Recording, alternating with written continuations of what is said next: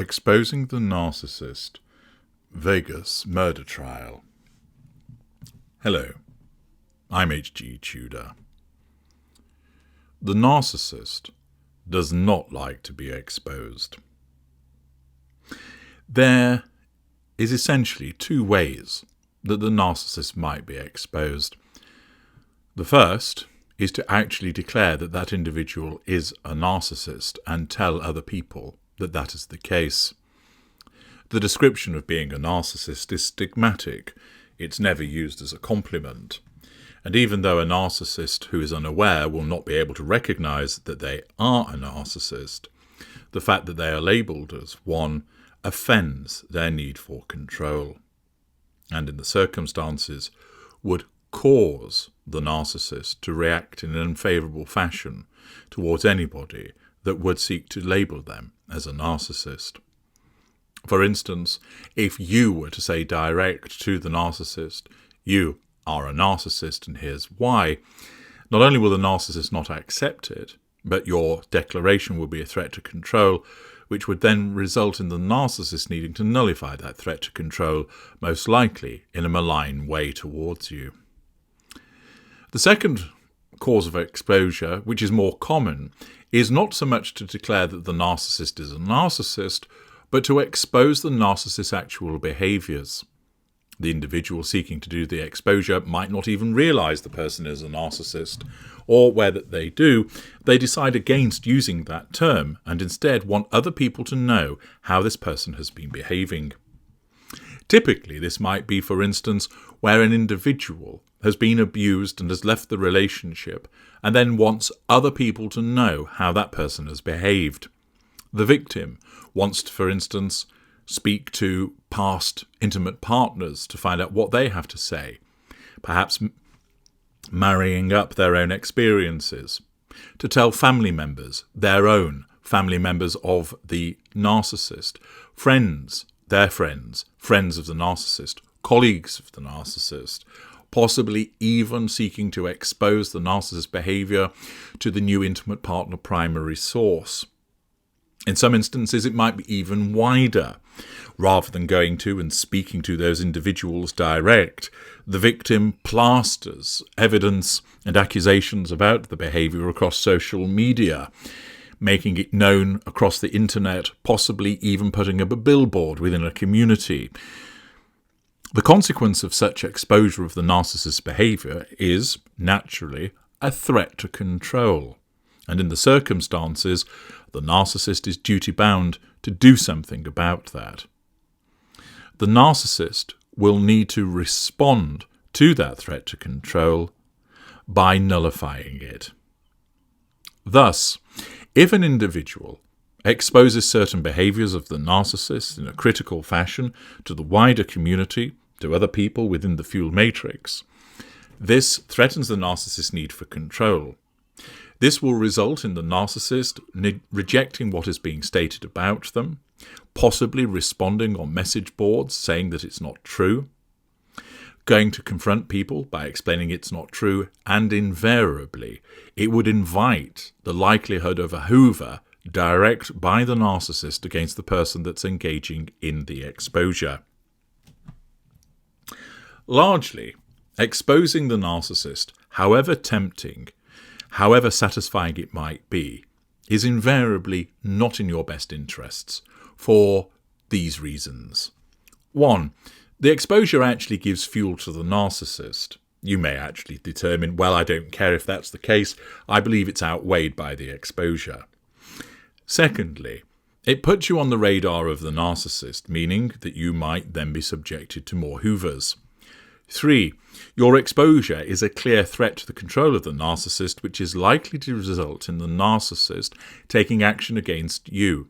This might be, for instance, as a consequence of the narcissist smearing you to other people, telling lies about you, and quite possibly paying you a direct hoover whereby you are subjected to threats. Stop what you're doing or I'll sue you. Stop what you're doing or I'll call the cops. Stop what you're doing, this is harassment, and I'll seek a restraining order against you. In some instances, the response of the narcissist is to go and obtain an ex parte restraining order against you, finding yourself subjected to fabricated evidence, but it still causes you a problem. Fourthly, the other issue of exposure is this. You are breaching a no-contact regime. You are taking action in relation to the narcissist, you are talking about the narcissist, and you're thinking about the narcissist. You're entering 3 of the 5 arenas of interaction, and thus that emotional thinking which works against you is being bolstered and is being heightened. Accordingly, for the most part, exposure of the narcissist is something that you should largely avoid. Yes, it's hugely tempting.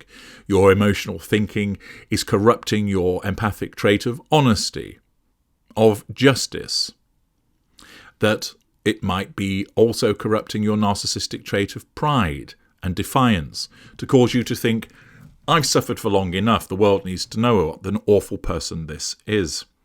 But your priorities really at that juncture ought to be getting away from the narcissist and staying away from the narcissist, implementing that total no-contact regime so that you don't expose the narcissist, that you don't run the risk of a direct hoover, you don't run the risk of being accused of harassing the narcissist, you don't gift the narcissist an opportunity to cause trouble for you, because your exposure potentially could be defamatory if you're actually telling untruths about them, could be viewed as harassment if you keep doing it, and in the circumstances, as I've mentioned earlier, you don't want to heighten your emotional thinking further.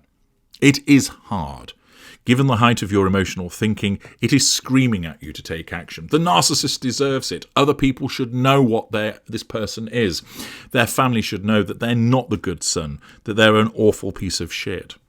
But ultimately, logically, the most effective thing for you to do is get on with your life, get on with your no-contact regime and not expose. There are some circumstances, for instance, in the course of litigation, where an appropriate exposure backed up by evidence is required, for instance, if you're having a custody dispute, or where it's pertinent to the payment of monies. But largely, although your emotional thinking is screaming at you not to do this, the best thing that you can ever do is focus on yourself, focus on moving on, and don't continue to be embroiled in the life of the narcissist by seeking to expose them, no matter how tempting it is. What I'm about to explain to you now demonstrates the repercussions that can occur from the exposure of a narcissist. I would emphasize this is not typical. It is not always the case that the narcissist will respond in this way, but nevertheless it is a useful case study to demonstrate how an individual who is evidently a narcissist has responded to his exposure. The narcissist in question is an individual called Robert Tellers, and he was subjected to repeated instances of exposure of his behaviour and his working environment by a journalist called Jeff German. Here's an example. Mr. German posted a piece back on the 16th of May in 2022 in the Las Vegas Review-Journal. It stated as follows: "The Clark County Public Administrator's Office has been mired in turmoil and internal dissension over the past 2 years, with allegations of emotional stress, bullying, and favoritism, leading to secret videotaping of the boss and a co-worker outside the office. A half-dozen current and former employees interviewed by the Review-Journal are alleging the hostile work environment was fueled by the elected administrator of the office, Robert Tellers, carrying on an inappropriate relationship with a staffer that has harmed the office's ability to deal with the public in overseeing the estates of those who have died. The staffer, Roberta Lee Kennett, 45, has acted in some cases as an office supervisor beyond her assigned duties as one of several estate coordinators because of her favoured status with Tellers, the employees said." Now, with this article, there's actually a video which has been taken covertly, which shows that Roberta Lee Kennett and Mr. Tellers were filmed in the back of his car, and after a short while they emerged and then went and got into the front. Quite what they were doing in the back seat of the car, well, they might have just been having a chat, or The suggestion is that it might have been something more than just having a chat, that there may have been some form of sexual relationship between them. If that is correct, this shows a lack of boundary recognition as a consequence of having a sexual relationship with a colleague. Furthermore, the suggestion that this individual, because of the provision of sexual favours, then receives favoured treatment within the office environment is also demonstrative of favouritism. The article continues by explaining that because of the brewing animosity, the top supervisor under Tellez, Rita Reid, decided to run against him in this year's Democratic primary. And several employees took the bold step of secretly videotaping Tellez and Lee Kennett meeting in the back seat of her car at a parking garage to show proof of the relationship. One employee filed a retaliation complaint with the county against Tellez on May the 9th, records show. Both Lee Kennett and Tellez, 45, an attorney, strongly denial, first line of the twin lines of the narcissistic defence, they denied having any kind of improper relationship, but acknowledged that they had become friends. Tellez said that he had relied on Lee Kennett's support while making office improvements, resisted by employees from the previous administration. Both are married. If it is the case that some form of sexual relationship was taking place, therefore there's the commission of infidelity, which underpins a lack of emotional empathy, and the interference in somebody else's relationship, i.e. having an affair with somebody else who was married, which then also suggests a lack of emotional empathy and a lack of boundary recognition. Tellez blames a handful of old-timers, smearing, for exaggerating the extent of the relationship and falsely claiming that he has been mistreating them. He said they have filed complaints against him with the county in the past that were not substantiated, and he questioned the timing of the latest accusations as he seeks a second term in office. They are unhappy with the way the office has been taken out of their control, Tellez said. All my new employees are super happy and everyone's productive and doing well. We've almost doubled the productivity in the office. The office tension was felt during a recent visit, as employees loyal to Tellez explained there are two factions. One group of mostly new workers hired by Tellez, and the other group with ties to former public administrator John Cahill, who retired in January 2019 after 12 years. Cahill, who endorsed Tellez in 2018, is now backing Reid and voicing concerns about the well-being of the workers. The office has 8 full-time employees, 3 part-time support staffers, and roughly 15 part-time investigators who spend most of their days in the field. When someone dies, and there are no immediate family members to deal with the estate, the office takes possession of the property, and investigators attempt to locate relatives so the property can be turned over to them. Members of the warring office faction say they have suffered emotional stress, which in some cases has impaired their physical health. Assistant Public Administrator Reid includes herself among those affected by the upheaval. Reid, who has worked at the office for 15 years, said she jumped into the race knowing she faces an uphill primary battle with Tellez on June the 14th. I came to this decision not very easily because it affects my life dramatically, Reid said, but I want to do whatever I can to let the voters know that this is not the right man to be in charge of any department. We're always on guard, and we're always under stress. All of the people in this office deserve to be treated with respect and dignity, and the people we deserve to be treated, and the people we serve deserve to be treated with respect and dignity. Holdover staffers said they secretly videotaped Tellez and Lee Kennett after work several times, slipping back into the backseat of her Nissan Rogue earlier this year in the shadows of a high-rise mall parking garage. The staffers said they recorded the clandestine meetings to offer proof to county officials of the office-dividing relationship. This is unacceptable, disgusting behaviour for a public servant, a state coordinator, Alicia Goodwin, said in the confidential retaliation complaint. Physical contact with a subordinate in a public place and letting that subordinate use favouritism she is getting from these inappropriate meetings to secure power and privileges by others in the office is affecting most of the staff in an extremely negative manner. Tellez responded that Lee Kennett, who also worked under Cahill, is simply one of the people he could lean on while he's tried to change the office atmosphere. He said he caught Reid spying on him in the past, an allegation she denied. Both Tellez and Lee Kennett acknowledged driving separately to the parking structure at the Las Vegas North Premium and Outlets Mall several times earlier this year and entering the backseat of her car. They said they just talked about the problems in the office and only hugged each other. I think it's horrible that they recorded this and they're trying to destroy my life and my marriage when I'm actually infinitely in love with my wife, Tellers said. I was just trying to get things off my chest with somebody who understands, and now it's being framed as though I'm cheating on my wife. Of course, the immediate question you would ask is, why would you need to go and do this in the back of a car, in a car parking garage? Why don't you just talk to one another at the office, or go to a cafe, for instance? Lee Kennett added, I have not had an inappropriate relationship with him.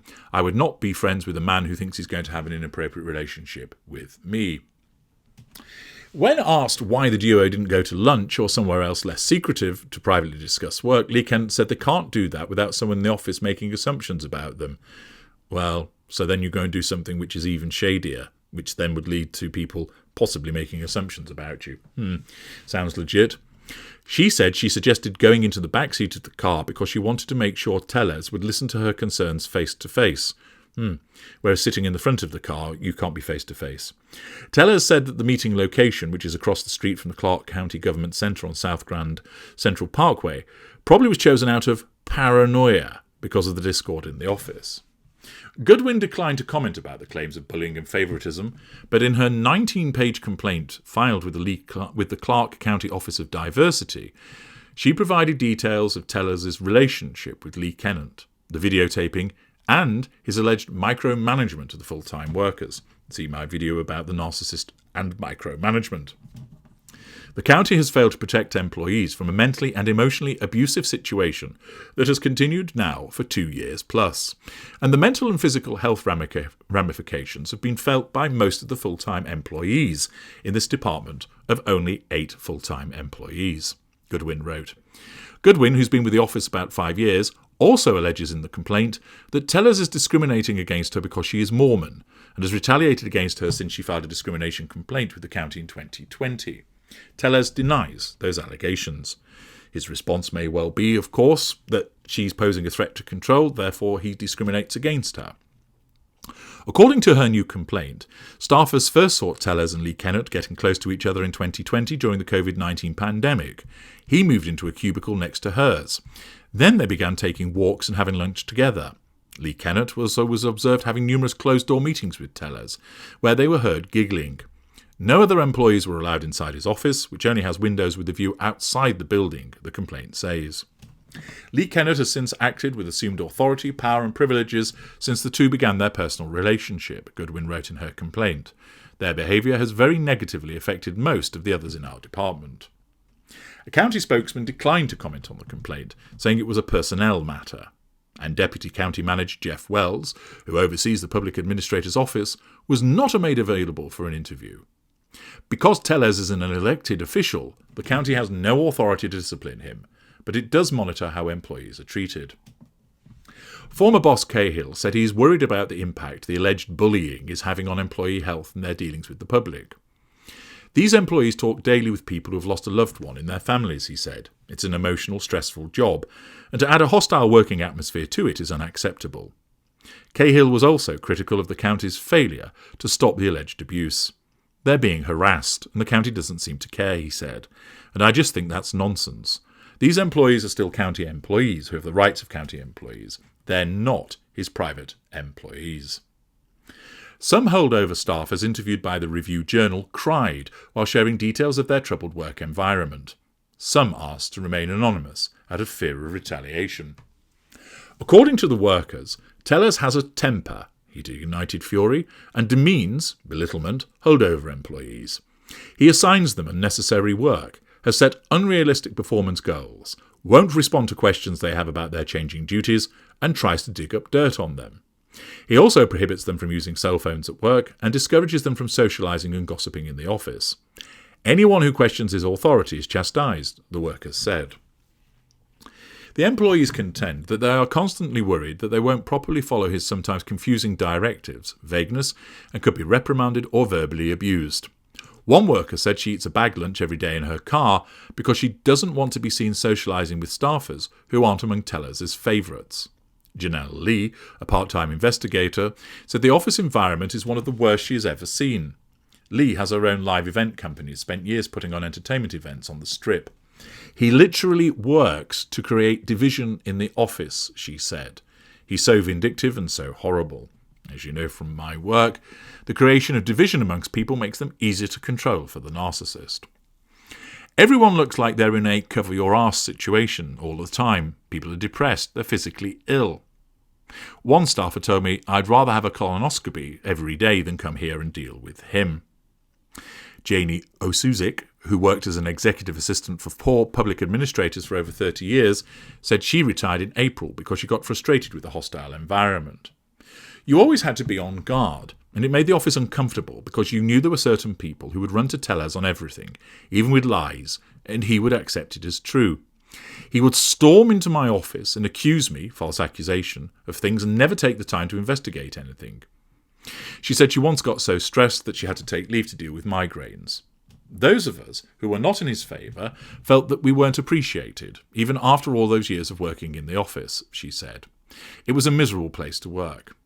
When you beat people up, there's only so much energy and services they can provide, she said. You spend so much time combating these challenges and accusations and reprimands, it knocks you in the gut. It's like, here we go again, another lie, and you have to try to protect yourself. Reid is also convinced that the relationship between Tellers and Lee Kennett is responsible for the office conflict and has contributed to Tellers' efforts to strip her of much of her administrative duties. His relationship with her is harmful to the operations of the office, Reid said. She has become more and more powerful and noticeable. If she didn't like something, boom, she'd be marching into his office and there would be some change. Tellers disputes the claims of hostility from Reid and the other veteran employees. These allegations that I've chained people to the wall or something are bogus, he said. They make it sound as though everyone is miserable in this office. I've done my best to try to be as nice and friendly this whole time. For whatever reason, they just seem to want things to go back to the way they were, serving the interests of a few. Before I got here, this office was in a horrible, horrible state. Among the changes Tellers said he has made are closing estate cases faster and cutting back on large amounts of tax-funded overtime employees were getting under Cahill. He provided a document that showed one veteran employee received more than $140,000 in overtime between 2017 and 2018. That was on top of the employee's combined $150,000 regular salary for those years. The employee's overtime dropped to roughly $13,500 in 2020, according to the document. Lee Kennett, who sits in a cubicle similar to the other estate coordinators and employees, said the disgruntled staffers are responsible for creating the drama. Rob is walking on eggshells because of all of them. We all are, she said. There's no accountability on their part. Nicole Lofton, an estate coordinator for the past year, said the old guard acts like a little gang and has tried to isolate her. Lofton said she has suffered from migraines, from stress. They told me from the beginning to pick a side, she said, adding that Tellers does everything he can to help her succeed, while the other group wants her to fail. Adriana Payne, another Tellers loyalist who works as a full-time office assistant, said she had seen the increased production of the office. The office is running a lot smoother, she said. We're closing a lot of cases. But she said she's also seen a definite divide. There's talk of them versus us, and it shouldn't be that way. We have a duty to do. Alicia Goodwin provides details in a retaliation complaint of what employees claim they saw when they observed Tellers and Lee Kennett at the Premium Outlets parking structure between February and March. We were then able to take photos and video from afar, Goodwin writes. We also were able to secure several instances where they meet up in a parking garage, driving separately in their individual vehicles and staying from 1.5 to 2.5 hours on each visit. In one video, the footage shows Tellers and Lee Kennett in the backseat of her Nissan Rogue. The video appears to show two heads through the tinted back window joining together before the couple leaves the back seat. Tellers leaves first, walking away without looking back. Lee Kennett exits the car seconds later and gets in the front seat. Neither person acknowledges the other outside the car. Thus, this was an article that was investigated and posted by Jeff German in the Las Vegas Review-Journal. It suggests that there is a serious divide at this particular office, and if you do believe one side, it's as a consequence of the fact that an individual is showing favouritism to his cronies and creating a divisive atmosphere, bullying them. Whilst if you listen to the person accused of the bullying, he claims that it is the old guard who are simply remaining divisive because they don't want to implement changes and don't want to get rid of privileges that they enjoyed under his predecessor. But it just wasn't that report that was written by Jeff German. He was repeatedly writing about Robert Tellers, exposing his behaviours, exposing the environment in the workplace, which was naturally problematic to Tellers. For a narcissist, such exposure in a local newspaper, which also would appear on the internet, would threaten that need for control. It would dent the image that he was portraying, and it would portray him as an unpleasant, bullying individual who indulged in an extramarital affair within the office, and was suggesting various adverse behaviours on his part. All of those things, repeatedly being written about by a journalist, would, of course, amount to threats to control.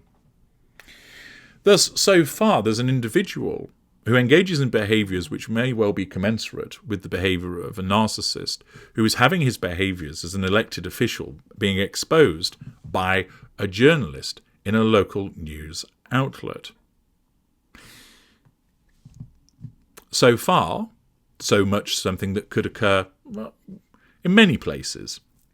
But it is what happened next that demonstrates how the exposure of the narcissist can take a particularly sinister turn. The Guardian newspaper reports Jeff German was a doggedly old-school investigative reporter in Las Vegas who did not care what mobsters or tainted politicians he offended. After more than 40 years on the job, he had received so many threats and angry phone messages he stopped paying attention to them. "I get that stuff all the time. It's not a big deal," he told his editor at the Las Vegas Review-Journal. It was the summer of 2022, and the editor, Rhonda Prast, had seen threatening texts and social media messages from a local politician who German had been writing about and considered reporting them to upper management. Thus, the issue of a threatening text is a hoover designed to nullify the threat to control. Ditto social media messages. German saw no particular reason to fear the politician, a short, bullet-headed lawyer named Robert Tellers, who headed an office that settles the estates of county residents who die without a will. At the time, he had two much more chilling messages on his voicemail from hard, angry men calling him every name in the book and threatening to come after him. Even those didn't bother him. Earlier in his career, German had stared down Tony Spilotro, a notorious cold-eyed mafioso who was memorably portrayed by Joe Pesci in the Martin Scorsese movie Casino, and came away unscathed. Prast, too, did not think Tellers meant her reporter physical harm. "I thought he was going to sue us," she said. Yet, as a murder trial now underway in Las Vegas has revealed, there may have been more to Tellers than meets the eye. According to the prosecution, Tellers became so exasperated with the stories German was writing about him, stories depicting him as a nightmare boss who harassed and bullied his staff and conducted an inappropriate relationship with the subordinate, that he drove to German's house on the 2nd of September 2022 and stabbed him to death in broad daylight after learning that his electronic communications with the subordinate were about to be made public. Accordingly, on the basis of the evidence stated by the prosecution, the suggestion there is that the potential for further exposure in light of the communications with his subordinate, which of course would threaten a narcissist's need for control, and would amount to further exposure of his behaviours, became the straw that broke the camel's back. He was repeatedly subjected to exposure by the journalist German. However, his response to that so far had been to issue angry threats and social media messages, all of those being hoovers to nullify the threat to control by a direct threat to control.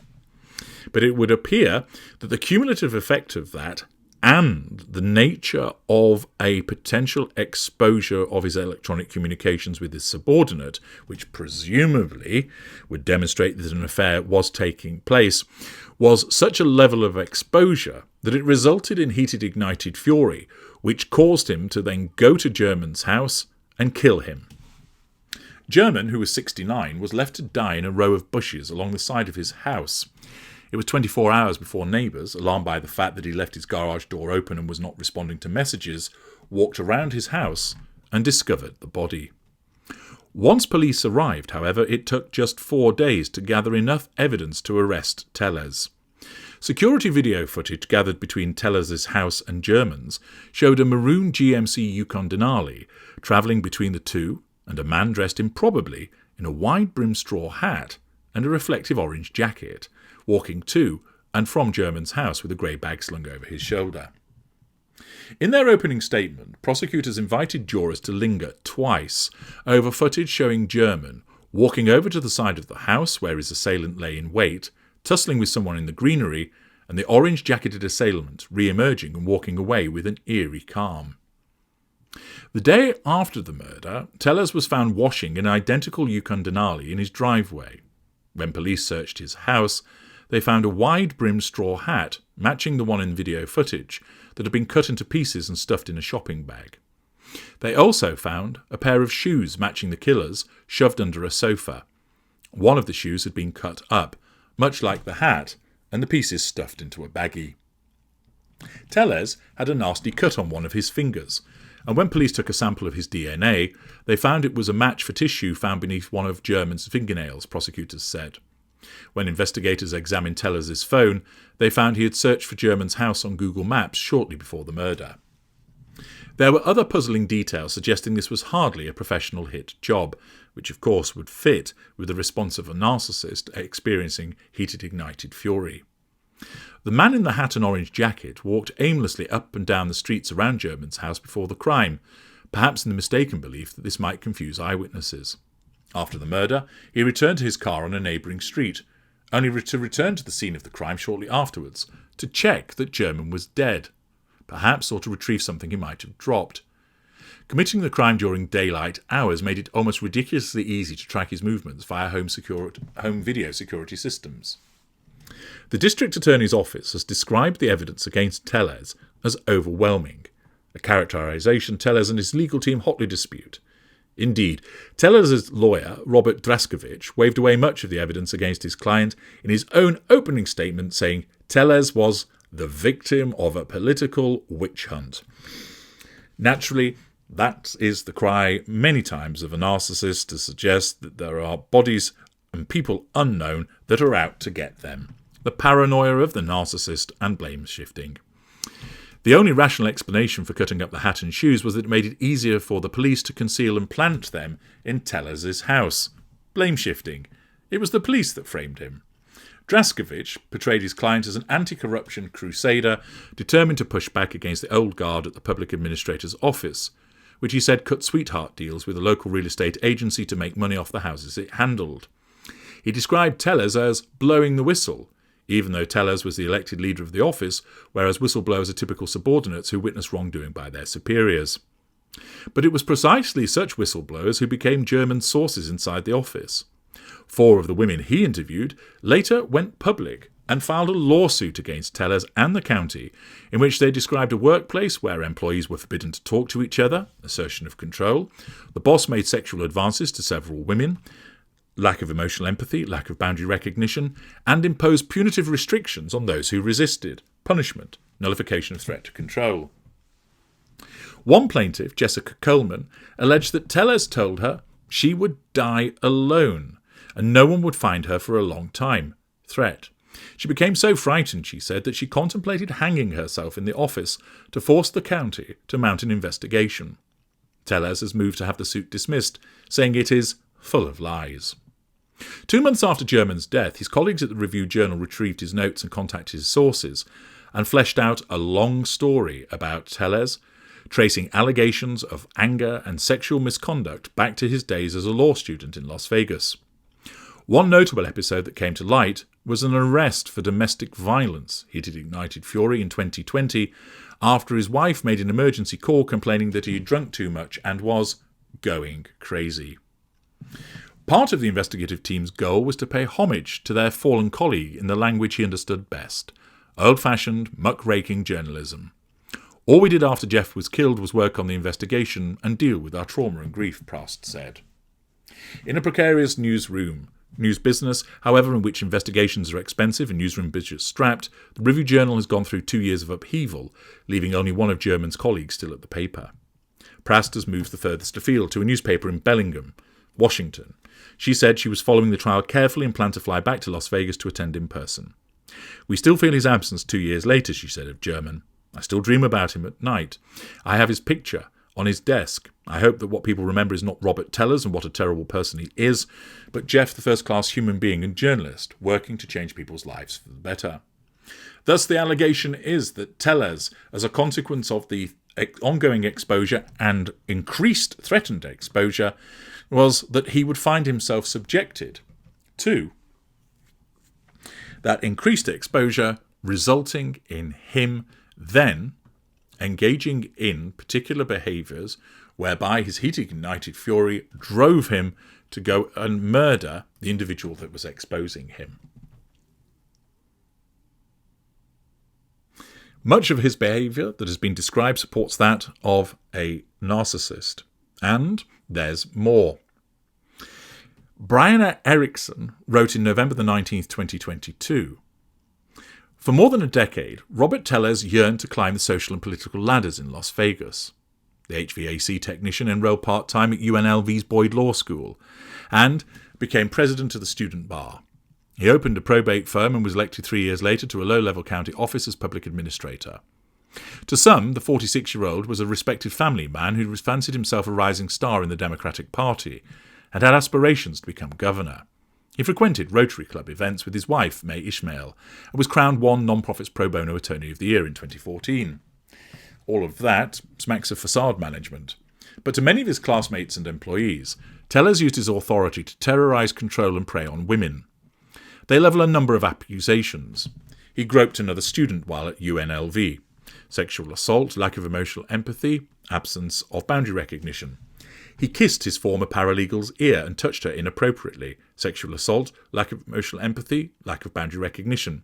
He castigated employees for eating lunch at their desks and decorating the office for a colleague's birthday.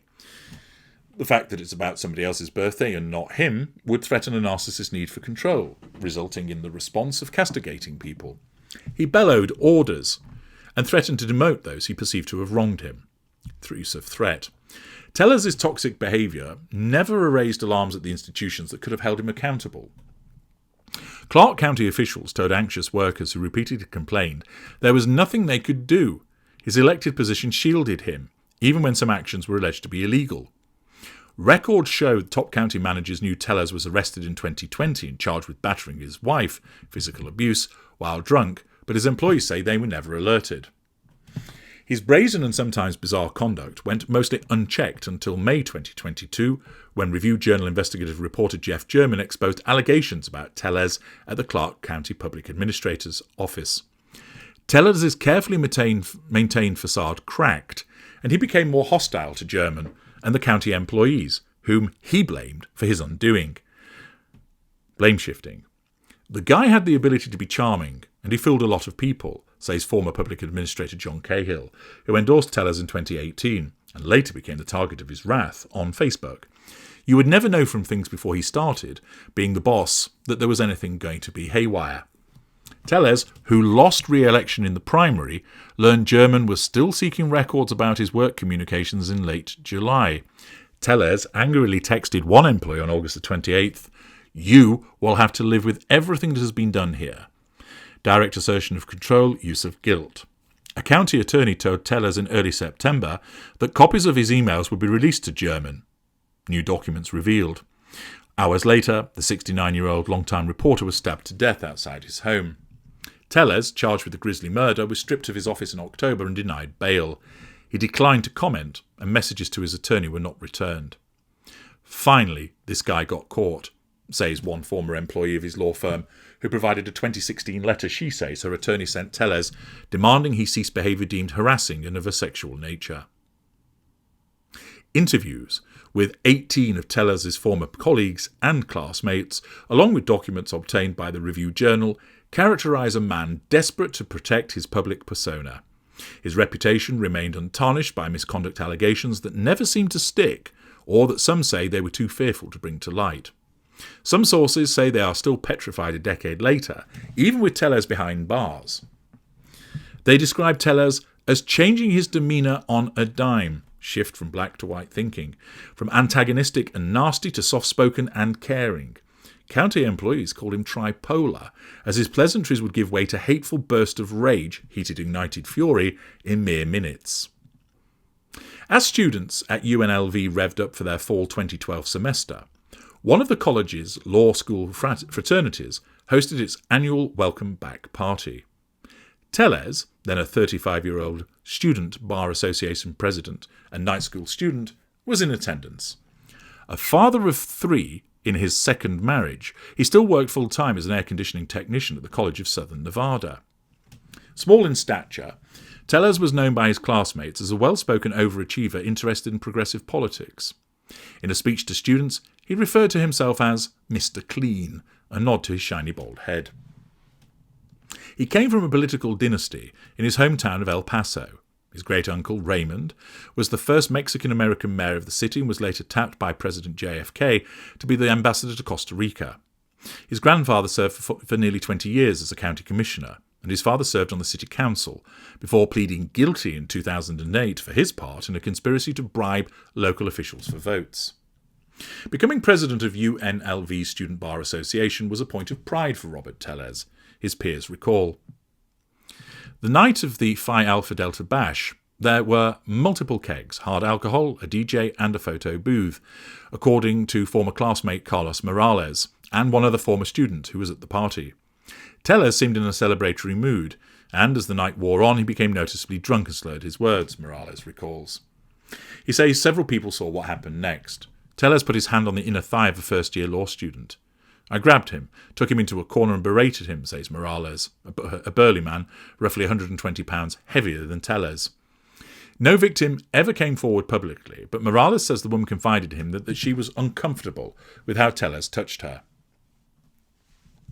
Less than a week after the party, members of the Student Bar Association met in a first-floor classroom on campus.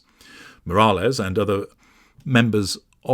board members told Tellez he needed to resign as a president and that his behaviour could be characterised as sexual harassment, according to meeting minutes obtained by the Review Journal. Tellez claimed he was too drunk to remember much of the night's events, according to the minutes. He demanded the name of his accuser.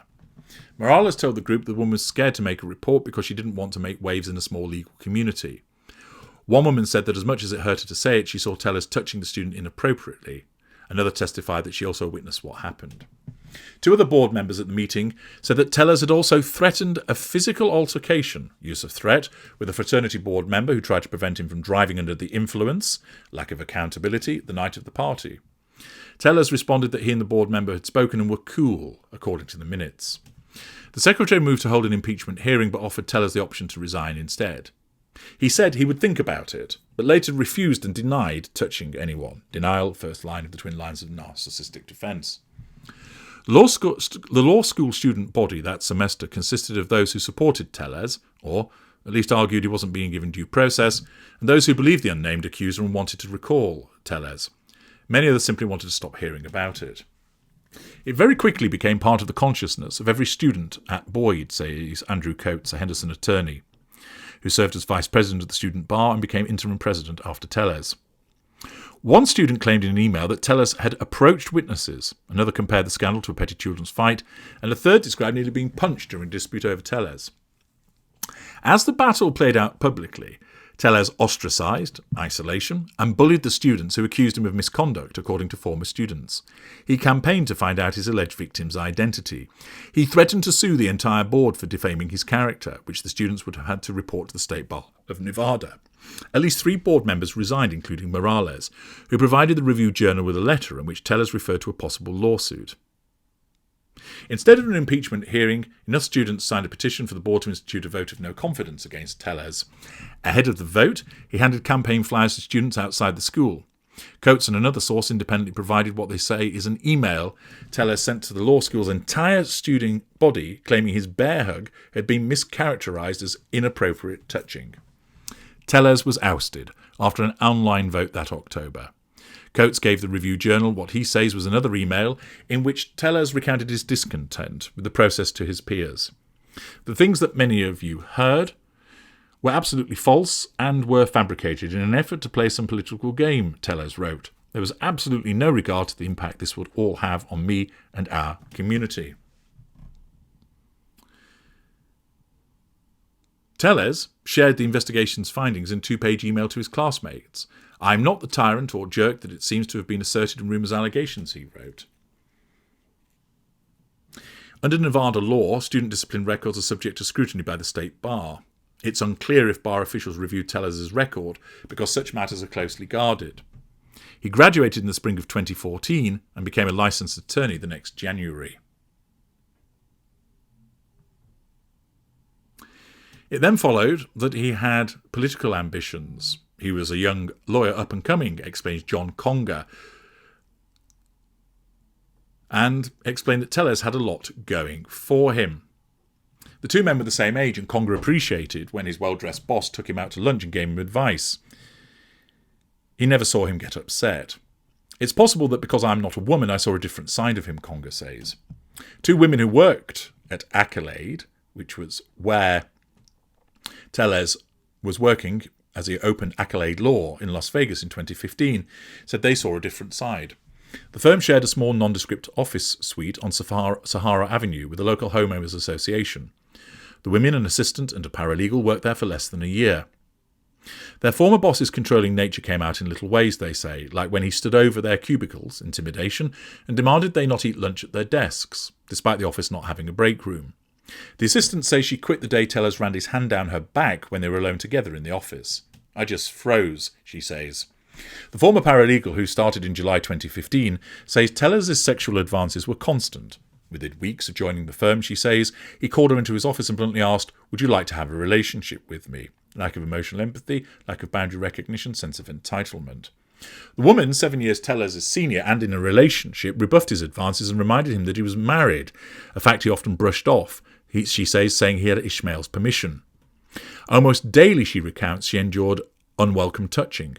Tellez would come up behind her and smack her butt, smooch her ear, or slide his hand down her thigh. Sexual assault, lack of emotional empathy, lack of boundary recognition. One day, he speculated that she had ADHD. Insult. He said he did too and demanded she take a bottle of vitamins to help her focus, she claims. He later claimed she was making mistakes that would jeopardise the firm, false accusations, and criticised her for not seeking treatment for the condition, which she says she has never been diagnosed with. If she wasn't so beautiful, he would have fired her already, she says he wrote in a message to her. "I was under a lot of stress because if you're making out my ear and grabbing my ass at work, I'm kind of not focused," she says. The woman showed the Review Journal what she says were messages Tellez sent to her on Skype, the communications application he used to talk with employees. "You know how I feel about you," one message says. "I really don't want you to feel like your job is contingent upon having the relationship that we have outside of work." She says that one December 2015 morning around 2:30 a.m, her phone lit up with a message from Tellez that he was headed to her house. She locked the doors in fright. He never arrived. Sending communication at inappropriate time. Lack of boundary recognition. The last time Tellez touched her, she says, he was bending over to give her a hug when she slapped him, turning his head crimson. He paused, and his eyes twitched in shock. It was then clear to him that she wasn't interested, she says. He docked her pay, retaliation for threat to control, and became upset when she cancelled a work-related trip. He said he would help their relationship. She feigned sickness, and instead of returning to work, she hired an attorney, which, she says, sent Tellez a cease and desist letter in March 2016 for his behaviour. She provided a copy of a letter to the Review Journal. One Accolade client, Brandy Hall, says Tellez also acted inappropriately towards her. The two met in 2017 while she was the funeral director at La Paloma Funeral Services. She often referred families to his practice. Before long, Tellez started inviting Hall to lunch. He sent her gifts, bribery, including a Christmas tree and a $500 gift basket for her birthday. When Hall was going through her divorce, Tellez offered to represent her for free. Low on money and fighting for the custody of her two children, she agreed. She claims Tellez made unwanted passes at her. Once she says he grabbed her waist and tried to kiss her, which she blocked with a hand to his chest. She says that he sent her a picture of his penis and a video of him masturbating in a bathroom, where she saw the reflection of his children's toothbrushes in the dirty mirror. He was already a candidate for public office. Lack of boundary recognition, sexual hoover. I was a single mother and easy prey, she says of Tellez. He had authority, he had money and a charming smile. Hall says that Tellers was more focused on flirting than representing her in the courtroom. During a custody hearing in January 29, she tells he didn't object to her husband's request for joint custody of their children. A judge granted it. Distraught to the point of nausea, Hall fled to the courthouse bathroom. Kerry Fornan, the attorney she had after Tellers left the case to go to the county, says Hall told him about the graphic messages when he took her case. None of the women reported the allegations of sexual harassment to the state bar. He would have destroyed me career-wise, says the former paralegal. When it came to his career, Tellers answered to nobody. The new boss took control of the obscure county office sternly and swiftly, according to some of his employees. Most members of Tellers' small team welcomed their new boss with open arms, but his attitude quickly soured. Within weeks, he slammed both hands on the desk, said he was ripping off the bandage and stripped supervisory duties from his office's top deputy, Rita Reid. She and 3 other employees say they arrived at work each day with their stomach in knots, a pervasive feeling that undercut their ability to help grieving families. Reid said she reported her concerns to county officials, who asked her how close she was to retirement. German described the turmoil in his first story in May. 6 employees told him that Tellers fueled the hostile environment and divided the office. 3 other workers remained loyal to Tellers. It then explains that there were verbal and written complaints made against Tellers, including employees who said they didn't feel safe in their work environment. Human Resources received complaints, none of which included allegations of workplace violence, and were investigated and addressed. County emails show Tellers in June told other individuals that he would retain supervision over 3 employees. Employees remember that Tellers was obsessed with his appearance and he often talked about being bullied as a child for his weight. He shared uninvited details about his cosmetic under-eye surgery, oversharing, lack of boundary recognition, and showed them a photo of his tightened abdomen. Tellers started favouring one estate coordinator, Roberta Lee Kennett, as you've heard earlier. This again demonstrates favouritism within the office and difficulties. One individual, Brandy Carman, explained that she tried to work things out with Tellers before filing a lawsuit because he rescinded a job offer to the incoming employee because of her grand jury service, which is a violation of federal law. Tellers emailed her, telling her that she had 5 days to get out of the jury obligation, which she claimed was legally impossible according to court records. She delivered an ultimatum. She'd already given notice to her boss in the current position and celebrated with family and friends. She stood to earn considerably more money as an estate coordinator working for Tellers. Please, she told Tellers over the phone, she wanted this job, she needed it. Don't you cry to me, he growled, according to Carmen's recollection. I don't know who you think you are, and I don't think you know who I am, but I'm not here to give you sympathy, lack of emotional empathy. When she approached Human Resources, they acknowledged that Tellers was doing something illegal, but they had no jurisdiction over an elected official. Tellers had answers for every allegation against him, which is typical of certain narcissists. About the affair, they only hugged each other. About the county turmoil, it was caused by a handful of old-timers who were basically trying to railroad me. About German, the journalist's first article, it was so ugly that you almost had to believe it was true. I can understand why you might have, with the writer's skill at pushing buttons. When Tellers was arrested in March 2020 on charges of battery against his wife and resisting police, he told them, "You guys just want to take me down because I'm a public official." The case was later dismissed, and Tellers was able to avoid reporting the case to the state bar because of the nature of his plea deal. No matter the circumstance, Tellers maintained he was the victim, which of course is entirely typical behaviour of the narcissist. In jailhouse interviews with multiple media outlets, he professed the same thing. He's a good person who's made mistakes. He refused to answer allegations about the now murder allegations, saying, "I've got nothing against the media at large." He attacked the Review Journal on his campaign website, stating the allegations in German's story were false. He levelled what the employees alleged was a threat to retaliate against them for stepping forward. The night German's first story was published, Tellers wrote to the county's Human Resources Department a scathing 2-page email. He claimed he was constantly surveilled by disgruntled employees because he cut into their pocketbooks and made them work. Since his murder arrest, a judge removed Tellers as public administrator, and Reid prevailed in the general election. The state bar suspended his law licence while it investigates whether he misappropriated client funds, allegation of embezzlement, sense of entitlement, lack of emotional empathy, lack of boundary recognition. And Las Vegas police are looking into allegations that Tellez orchestrated a house flipping scheme to profit personally from property sales while he was in office. Tellez's ex-wife, Tonya Burton, says she was astonished by the accusations. She says Tellez is a good father and they split up because he wanted to be the front and centre superstar, while she considered herself a stage hand. How often have we heard that about the narcissist? May Ishmael, his wife since 2010, did not respond to a request for comment. She has appeared to support her husband in court, where his attorney claimed during a recent bail hearing that Ishmael has expressed nothing but unconditional support for the accused. Tellez, in a blue jumpsuit at court, kept his head down and his eyes closed. He appeared to cry, his shackled wrists firmly placed on his chest. And that was at an arraignment hearing. The trial is currently underway.